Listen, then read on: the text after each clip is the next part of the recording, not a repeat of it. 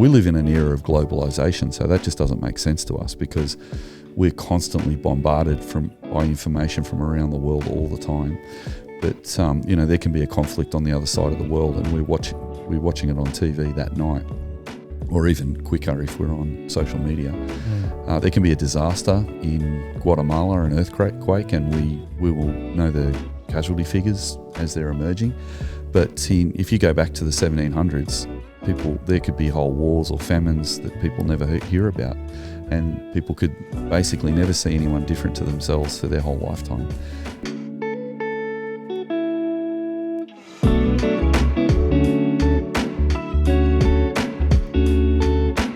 Welcome back, everyone, to the Shock Absorber podcast. And it's been a couple of weeks since we've done an episode, but welcome back. It's great to have you along with us, and it's great to have you, the OG crew, along with me too. Welcome, Tim. Thank you. How are you? I'm doing very well, thank you. It's good. And Stu, welcome. Hello, everybody. Looking very good. Been a bit of a break. Been doing some writing. Yes, I have not. You have. And conferences and things like that. So it's good to be back. Yeah, we had a week away. A week away. Yeah. It was an excellent time. Thank you to David Jensen doing all the talks. You did a good job. Very, very good job. Yes, I agree. Guys, today we are going to continue where we're talking about Stu's PhD and the kind of themes that have come out of it. In particular, movements and how they can affect youth ministry, and how sometimes the church needs a movement to happen in order for change to actually happen. And I was quite excited about that because I just recently listened to a podcast on total football, it's from a football history podcast. Imagine the rest is history, but just for football.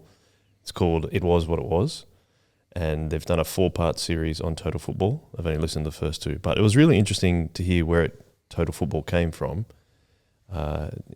Basically started in the 1960s in the Netherlands. Total football, if you're wondering, the brief description is constant interchanging of position, relentless pressing, which is trying to win the ball back, and the opponents really couldn't get it. It's suffocating for the opponents. But the thing is that total football has influenced how football has been played since the 1970s. So this is a particular strategy of playing football? Particular tactic, I would say, or tactical methodology, maybe, of how you approach the game. And so the idea was that you could be, wherever you were on the pitch, you could basically play the same way. You would be in the different position, but you would still be able to play the same way. They now use that term as called universality. So basically, a player can play anywhere on the pitch. And that's influenced how things have happened in football tactics, especially since, I'd probably say not so much the 80s, but probably from the 90s onwards. And all the major managers, in particular Pep Guardiola, who is probably the most successful football manager of recent times, is very heavily affected by it because of Johan Cruyff, who was his manager in the early 90s, and Johan Cruyff actually played in the Dutch team that brought in total football. So if I've been watching a bit of the World Cup recently, I would have seen it in action? Absolutely. You could probably see elements across every single team to a certain degree. I would say probably more attacking teams, but yes, you would see elements across that. In particular, the pressing. So there's two strands of pressing that have come from. One of them was total football. The other one is from the USSR, basically from a manager in the 80s called Valery Lobanovsky. So they kind of came at the same time. Anyway, total football. Where that comes from, apparently, is that after World War II, Amsterdam and the Netherlands in particular, or Amsterdam in particular, was famously boring, which is not really how we would think of it right now. Once tulips. Yes. And canals. Clogs. Yeah, clogs. It's a wooden shoes. There was a... Windmills. Flat landscape with lots of bikes. Yeah. I don't think the bikes was a thing until really? This around the 60s, I believe. Yeah. I thought they all just rode around on their bikes. I think it was still a thing, but not so much as a big thing until the 1960s because, there was it was called boring by a kind of philosopher called Albert Camus, who wrote a novel called The Fall, and he described it as... What? Camus. Is that how you say it? Yeah. Oh, I apologise. Albert Camus. See, I didn't know who he was until I started researching this. But he described it as a nation of pipe smokers watching the same rain fall on the same canal. That sounds like Camus. Yeah. Sounds very relaxing. Yeah, that's right. I think I aspire to that one day. Yeah, exactly. And so it was a very conservative culture. matched by its football, which didn't get professionalised until the late 50s. However, in 1963, an elite student union replaced a radical left-wing one, and that was the first crack in the changing of the culture. But the bigger story, supposedly, was the Provo movement, which was related to that, which was started by a guy called Robert Raikes, who used to be a window cleaner, but then he staged bizarre street happenings around a statue in Amsterdam. And so he dressed like a shaman, inviting crowds to burn cigarettes. Shaman? Shaman? Shaman? I'm a shaman. See, I'm not pronouncing things very well. No, that's So I apologise for that. Shaman might be the posh way of saying shaman. Let's go with that. No, it's a shaman. Shamu? Anyway, so he ended up being the catalyst for what turned into a movement of aimless Dutch teenagers with nowhere to go and nowhere to direct their restlessness. So they were basically, it was kind of like a bit like anarchists, but they were kind of gentle anarchists. So they only wanted Loiterers? to do loiterers. Professional loiterers. Yes, apparently Sitting pipe smoking. Yeah, maybe. Watching the rain fall of the same fields. So supposedly they were doing these things like Passive anarchists. yeah, basically. Oh, that's really funny. So they decided that March 66 was the flashpoint. And so Princess Beatrix, part of the Dutch royal family, married a German aristocrat who had served in the Wehrmacht. Did I pronounce that correctly, Tim? Yes. Yes. German army? Yep, the German army. And so they're like, this isn't happening. So protesters responded with smoke bombs and absurdist stunts. I love that combination. Yeah. Smoke bombs and absurd stunts. Including that we're Miming. going to steal lion feces from the zoo and smear it around the town. What As you do. feces? Lion. Oh, lion Yeah, feces. from the zoo. Why particularly lions? I don't know. I'm not sure. Is it easiest to get? And it's probably the hardest to get. Like, at least Maybe. if you had a giraffe feces, it's not going to try to eat you as you collect The it. Dutch Football Association, their logo is a It is a lion. Oh, maybe that's what it is. It must be some. It must be National some symbol. identity. Yeah. Maybe one of our listeners or viewers could tell us. Possibly. Anyway, so the police responded with force, and this was live on TV. Because of the lion feces. Yeah, not just that.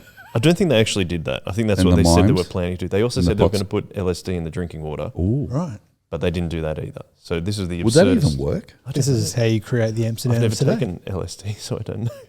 What did you I say? This is how you create the Amsterdam of today. You Yeah, put the LSD well, in the water. And Exactly. So that's what happened. So almost the move.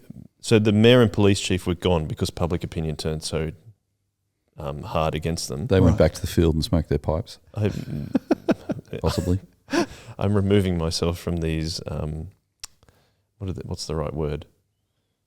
Why can't I think of the word? Anyway, I'm not going to participate in that. Silliness. Silliness. Aspersions. I'm going to cast Oh, aspersions on the Dutch We're table. casting That's right. We're not Sorry casting about that. aspersions on the Dutch people. Anyway, so the public opinion turned against them. The mayor and police chief were both ousted, and the city completely changed its posture. right. Hmm. I'm So- failing to see the connection with total football. Just wait. Okay. Does explain though why I went and visited Amsterdam 2000. Everyone was high. Yes. So yes. Too many but- lion feces. yeah, probably. But Yeah. barely in 2 years, it was what was really a conservative culture completely flipped into one of drugs and public spaces and all that. Isn't that like, fascinating? Because interesting, you can all buy those kind pot of for things. free over in, Yeah. not pot for free, but you can Quiet anarchism. That's right. you can buy pot in Amsterdam. Mm. So what they're saying though is total football grew out of the same Yeah. change. Isn't it interesting how a study or a case study on something like football can say so much about other things? That I'm constantly amazed in this podcast that we can tie things in that are really interesting ways of looking at something from a different angle. It's actually one of the reasons I really love football because so many people play it. You can get an idea of cultural shifts It's very cultural. across the world, yeah, which is cool. The other interesting thing, so there's total football that comes with the particular manager was Rinus Michels, who was the manager of Ajax Amsterdam, a club that was nowhere, and he built them up. Ajax is big now. One of the biggest club in the Netherlands by far. So he was a big part of that. They won 3 European Cups in a row, but only the first one with Michels before he moved to Barcelona. So there's this constant link between Barcelona as a club and Ajax as a club because of total football and There you go. the managers that are. The poster boy of this time, the player, was Johan Cruyff, who's one of the most famous, probably most influential people in football, because he played in that Netherlands team in the 60s, then went to Barcelona with Michel's, then managed Barcelona, and then also managed Pep Guardiola, who is now the most famous and probably most successful coach of modern times. There you go. Yeah. Can I ask a question? So what was going on in South America at this time with Pelé, for example? Because the Brazilian team, that was their height, wasn't it? Did they play total football or did they do something different? So I would say no, because when does total football doesn't become a thing on the world stage until 1974 World Cup. And they were more tactical, weren't they? Like they were more... The Brazilians? Yeah, and they had very strong positional play, didn't they?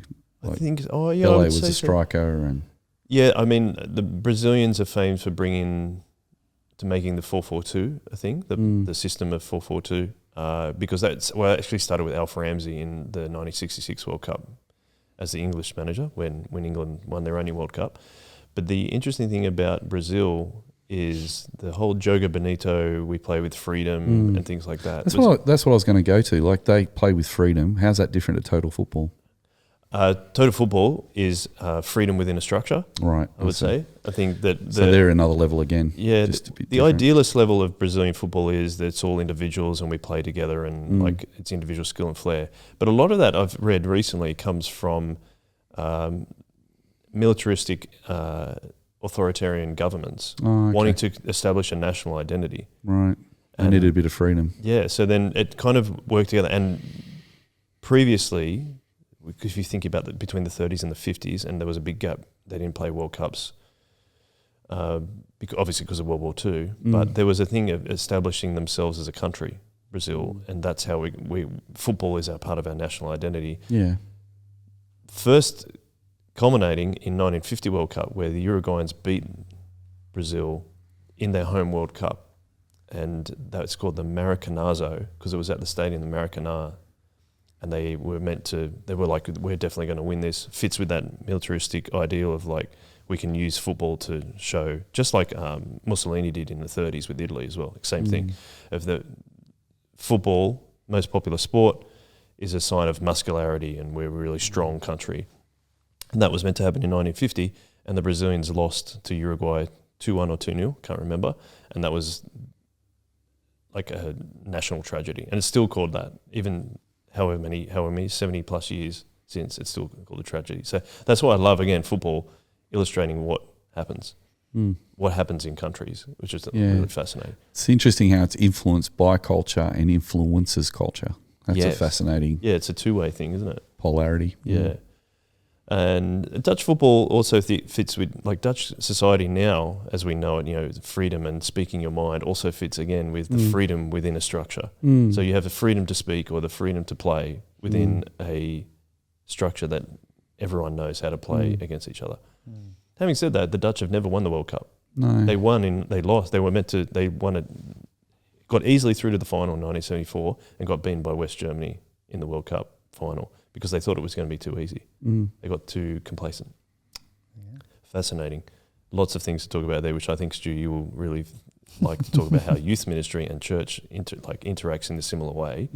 What is the number one thing that you kind of pick up from what we're talking about with total football to how you've looked at movements within your PhD?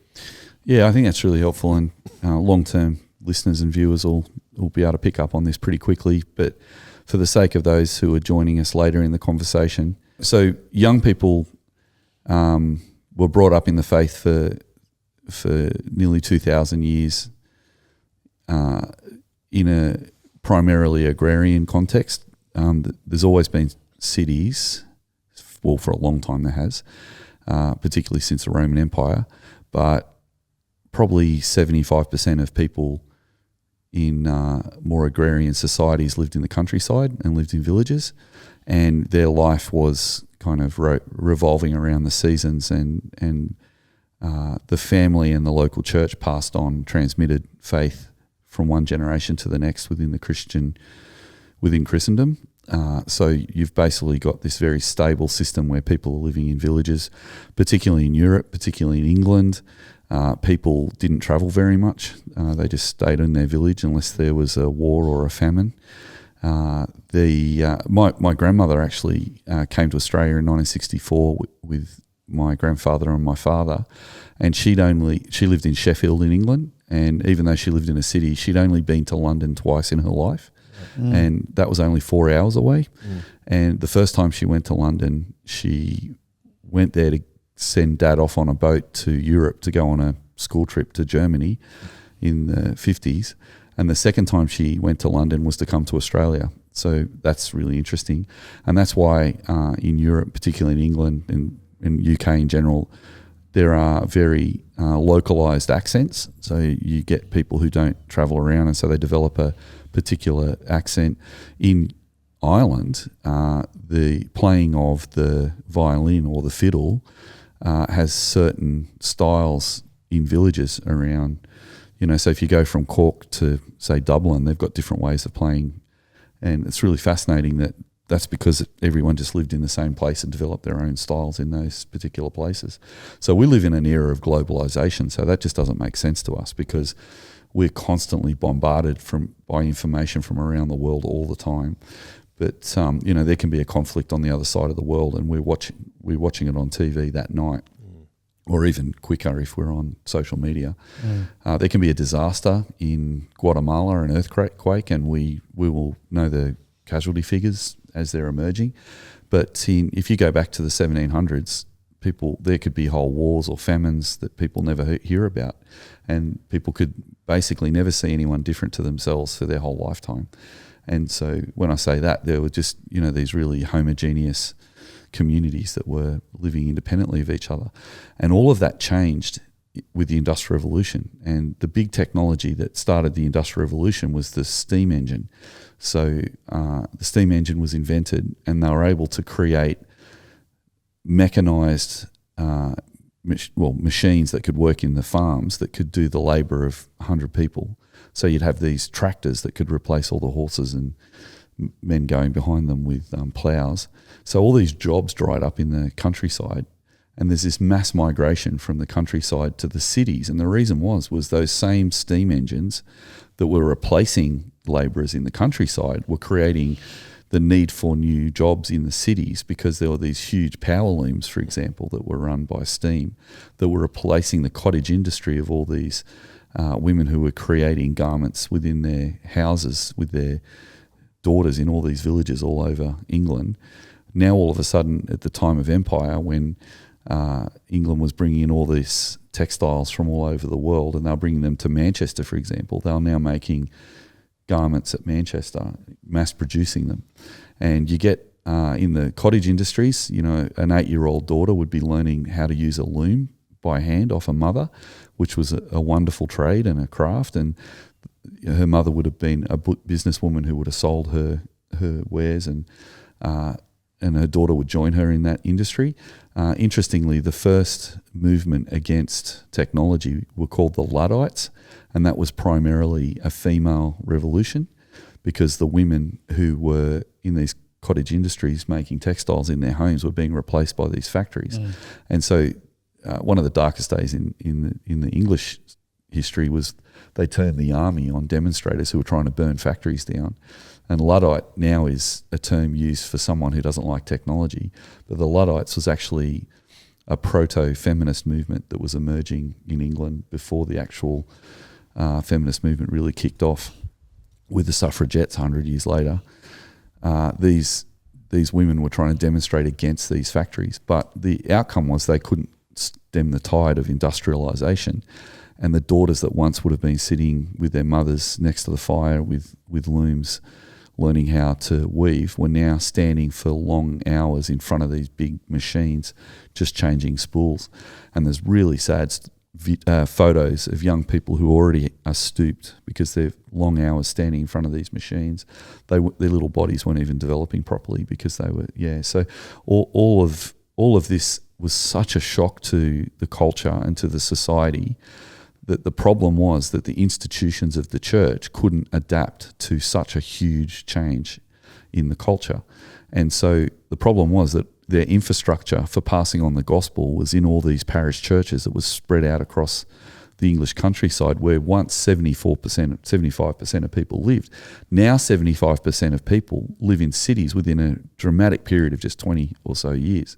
So I've looked at my ancestry, for example. I know my family lived in Sheffield, but I've gone back into 1745 to my earliest Crawshaw I've been able to find, and he was living in a village that was probably 20 miles outside of Sheffield. So presumably at some stage he or one of his relatives were the ones who moved to Sheffield, probably because of this industrial revolution, you see. But the problem was there's this vast network of churches that are emptying, but the churches in the city, there's not enough of them to cope with these burgeoning slums that are developing around these factories. And so you look at, say, a book like Oliver Twist that's been turned into a musical and a movie. Oliver Twist describes the kind of problem of all these kids who are coming, and they're the victims of the Industrial Revolution. Because, yeah, some of them are chimney sweeps and working in factories, but some of them are just running around the streets in little gangs trying to steal. And, in fact, if it wasn't for the Industrial Revolution, we probably wouldn't have had the story of Australia that we have today, because the crime rate in these cities went through the roof, and they arrested so many people they couldn't hang them all, because in those days they were quite punitive, and if you stole stuff you got hung. But they couldn't hang thousands of people. The colonies in America had already revolted, so they couldn't send convicts to America. And so the British were looking for a solution for all these kids in these cities, and also adults as well, who were incarcerated for stealing bread or for doing these things that we would look at and say they're not that big a deal. But in their context, it was a big deal, because the whole fabric of their society was unraveling. So they ended up putting them on a hulks on the Thames that were these old ships that the British had used to defeat the French in the Napoleonic era that was now over. And so they've got all these ships from the Battle of Trafalgar, for example, that are turning into prison brigs. And they were putting all these people into these ships. But then they filled up and they were all falling apart. So they were like, well, let's send a fleet to the other side of the world and we'll chuck them there. Captain Cook said there was a bit of land. We could go and, talk to the locals and set up a city. There wasn't a lot of, that always didn't go great, that conversation, obviously. But from a British perspective, there was this sense of this need, how are we going to deal with this industrial revolution? Now, that was the government trying to deal with the crime. How was the church reacting? Well, it wasn't reacting. So the government was coming up with some solutions they were trying to achieve, but the church is sort of sitting there going, well, let's just open the doors. And in the parish system, the idea is that anybody who, with the Church of England particularly, there's other denominations, but the Church of England's idea was every church has a boundary, and everybody who lives within that boundary go to that church. So they weren't necessarily on mission, the Church of England. They were just opening their doors and people could come in and go to church. But all these poor people couldn't fit in all these churches, and because they were predominantly kind of very low in the socio-economic order, they weren't even working class, a lot of these people. So there was this uneasy standoff because the church didn't want to encourage ministry to the poor too much, because there'd already been a revolution in France, and I can't remember the time, it was even in the time of Queen Victoria, it slipped my mind the date, but it's around the 1820s, where there was this massive uprising protest against cost of living or something, and they thought there was going to be a revolution in London, and all these people were going to march on London, and they moved Queen Victoria to what island was it off the coast? Well, anyway, one of the islands. And they took her out of London because they thought it was going to be a revolution. They had cannons there and everything. And quite famously, on the day of the protest, nothing happened because it rained. So historians often say that, could it be that the English weather saved England from the same revolution that took place in France? Because everybody just went, it looks a bit wet outside, we might stay home. So we've got this tension between upper class and lower class. We've got these, all these people. And we have talked about it before, but you can't reinforce how seismic this was in our history, because people in 1745 were living more like the Romans, 1,700 years earlier, with wooden tools that they made in their own homes, the same farming practices, the same communication, of sending people on a horse with a letter to go and tell people stuff, the same mode of transport. The fastest someone could get was as fast as 4 horses could drag a carriage. That was so that's why today we still call cars having how much not these lately, but how much horsepower do they have? Because that was you can only go as fast as a horse. Unless you fell off a cliff. But then you've got this situation now all of a sudden with a steam engine, you can get on a train and you can fly across the countryside. And the trains were as seismic as, the rockets are today when we see these rockets that take off and land and are very exciting. That's what a train was like. So what is the church going to do as it's not adapting? And the great thing about Christianity is that it's a movement.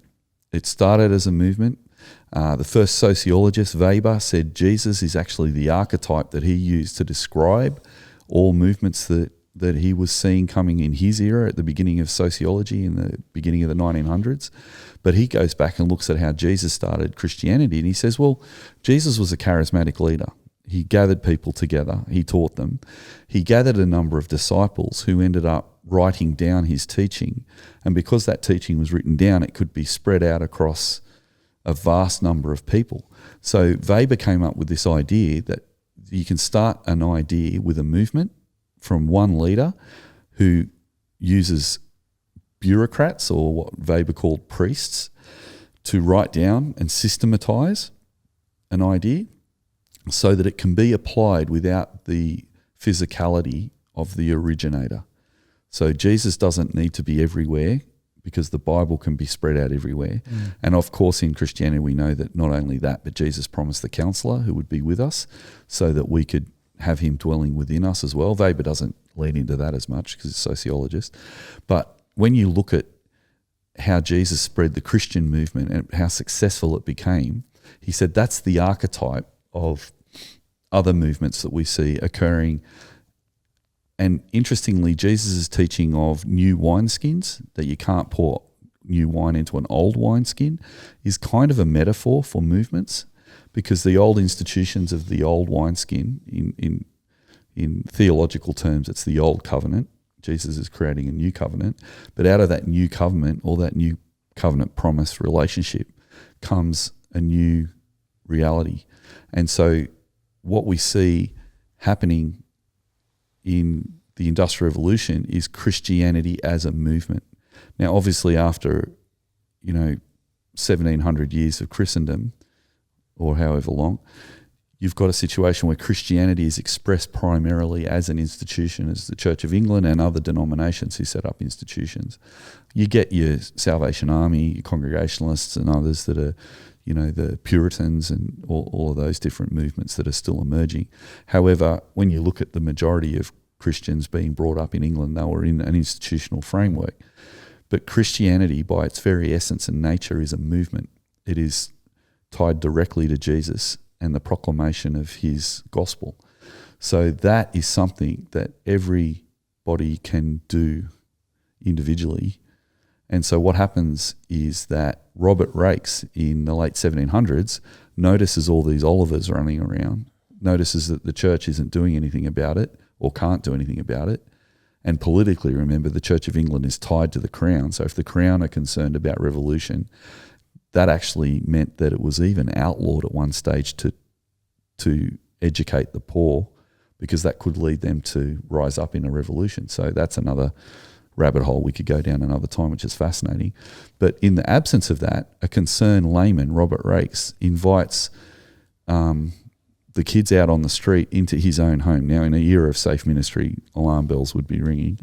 But actually, it's quite a remarkable act of hospitality that he would have brought them into his home with his friends and his family to share with them, to teach them how to read the Bible and teach them an education by using the Bible. Now, it wasn't necessarily a missional or a discipleship motivation. It was probably an educational motivation.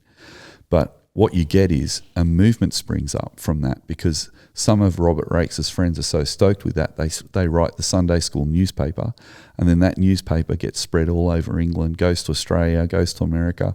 Actually, the first Sunday school in Australia, and I'll have to check it, but I just wrote it down the other day actually, I think it was 1789, eight or 9 years after the first one was started in England.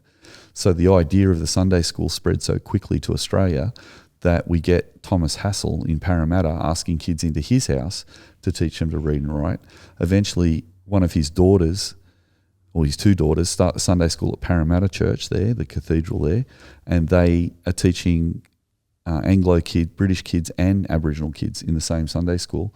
And one of his daughters actually marries an Aboriginal young man, and they have a family. And so that's right at the very beginning. That's almost like this different vision of Australia that could have emerged, a beautiful vision of two peoples coming together around the gospel. So the Sunday school was a movement that solved a problem that the institutions couldn't solve.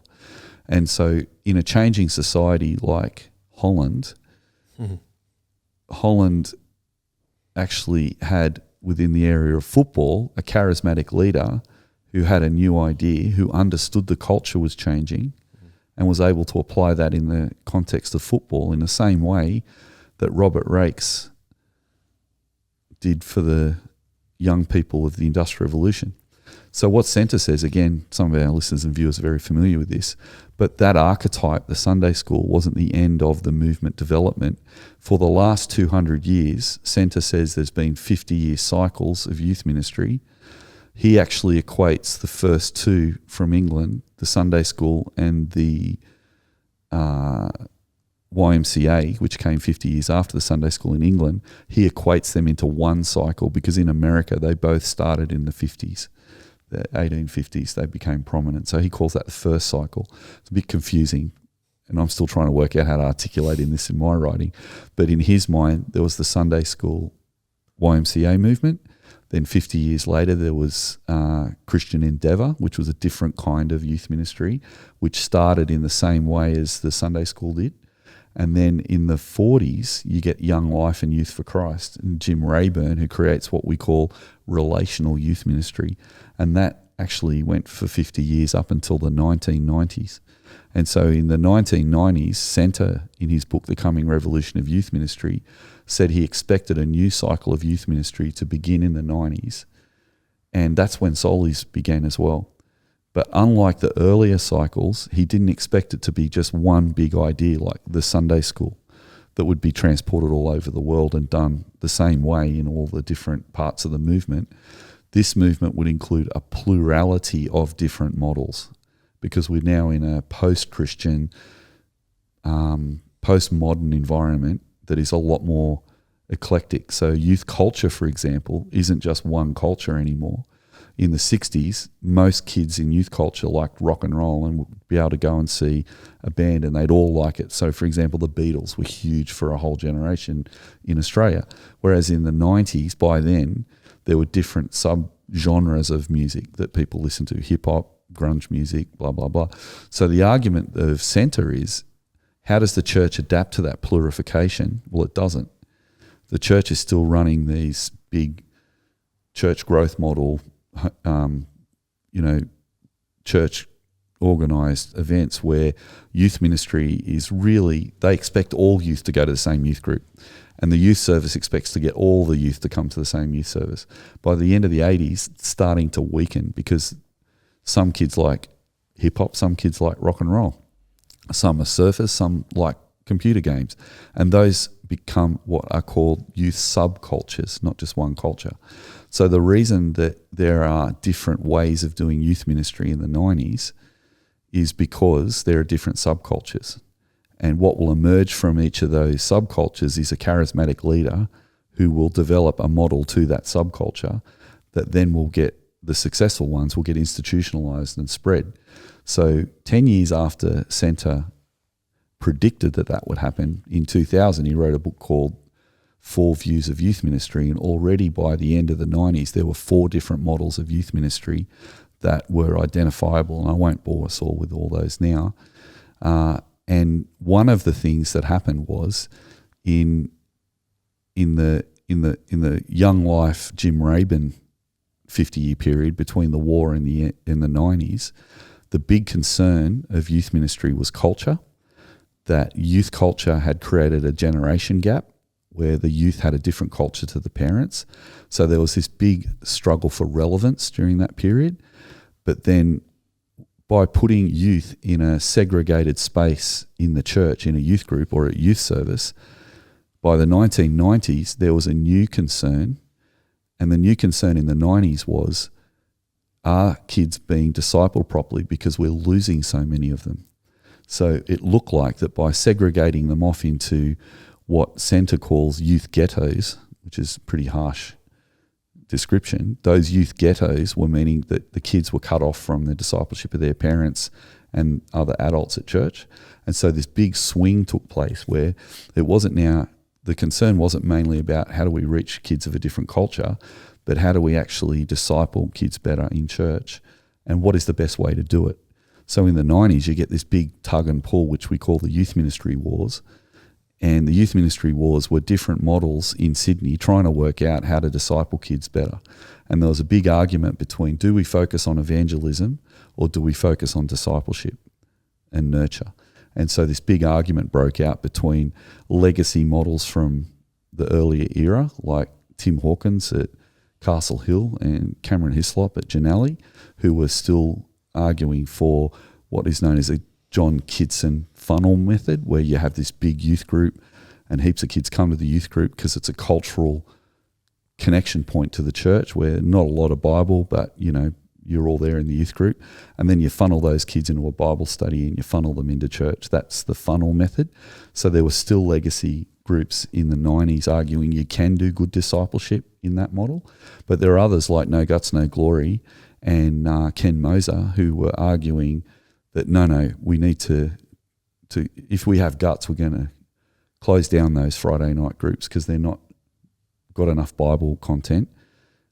Kidson and Tim Hawkins and Cameron, they probably have the skill to run those things well, but most volunteers don't. So while they're well-meaning and they love the Bible, they don't know how to do it properly. So it's easier for them to run a game and activity than to actually help to create good quality discipleship. So the argument from Ken Moser and No Guts, No Glory was to say, why don't we actually have a bead theory where we run a Bible study before church on a Sunday night, and then we just have 4 kids, but then we rely on them for peer-to-peer evangelism, which is a very interesting conversation we can have later about that.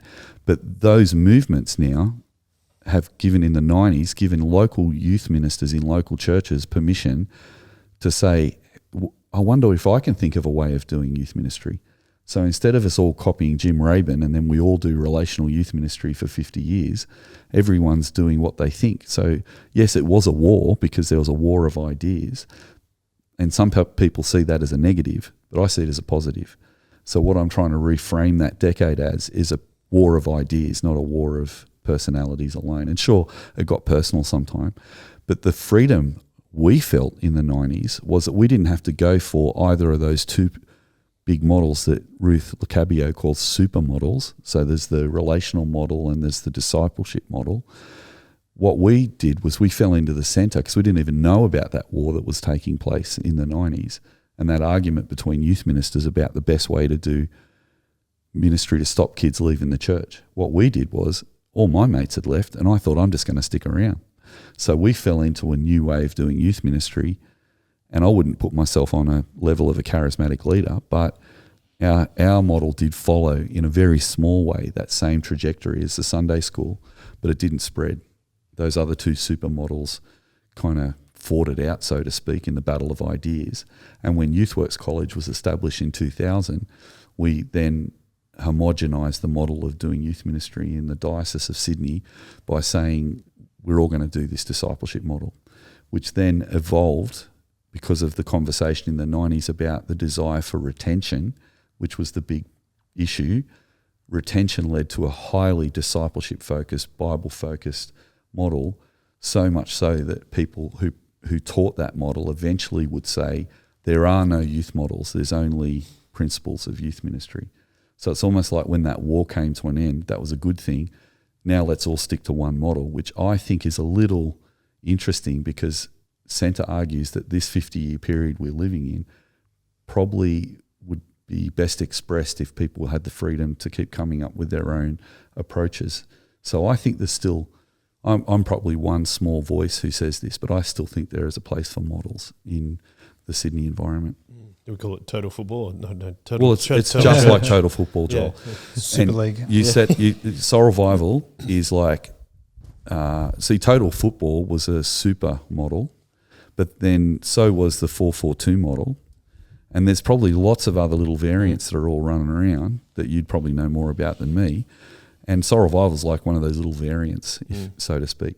But it's interesting, you see the same plurifying of football models during the postmodern era as we are expecting in the church. So the cool thing is the football and the church culturally are very similar. But they've also converged, like you're saying. That's interesting. The globalization thing is now converging. Okay, that's good. When teams would come to the World Cup, that's when everyone would be surprised by a certain system or a certain way of playing. Yeah, right. But now, because of globalization, you can watch almost any game you want of a That's top a sick team. point of view. That I might look into that actually, because my chapter's getting too big anyway. But I hadn't thought of globalization affecting that change in YouthWorks, because basically, you've got the Orange Book, the family ministries of DeVries, is that his name? You got Mark DeVries doing family-based youth ministry. There are, but yes, I mean the globalisation, particularly sort of Anglosphere globalisation. You've got a lot of different voices. So yeah, we're all coming into that. Yeah. The other thing I was saying, Queen Victoria, she moved to the Isle of Wight a number of times. The Isle of Wight. Yes. Isle of Wight. Yeah, I should have known that. I visited the Isle of Wight. I went for a swim in the English Channel in winter at the Isle of Wight. That sounds pleasant. It was very cold. It would have been very cold. I've always wanted to swim in the English Channel, and it happened to be in the middle of winter. Oh, not Lou and I were on a beach by ourselves, and I jumped in. And there was a man in a boat offshore fishing who was laughing at me. Yes, it wouldn't have stayed in there for very long, I'd say. That sounds like a fantastic way to... We're running out of time, but to wrap up the episode. But we're setting the scene for how institutions are disrupted by a culture and things that are changing, and how the churches can lag behind it. I think that's really where you were going with that, Stu. And of course, next week we can talk about how the church can be more adaptable. And I always like the idea of you institutionalising relationships. That's an idea that you've brought to the podcast before, so I look forward to doing that. Any final words? You just want to look forward to next week? Absolutely. Excellent. Well, let's do that. Well, that's been the Shogazora for this week. Thank you for listening and watching. I appreciate you, and we all do actually. And you can contact me, joel@shogazora.com.au, if you have any thoughts or ideas about how the church can adapt to a changing culture. And you can also chuck us a comment on our YouTube channel if you so wish. But with that, we will leave it. Thank you very much, Stu and Tim. We appreciate your time. We'll finish with a one-way. One way.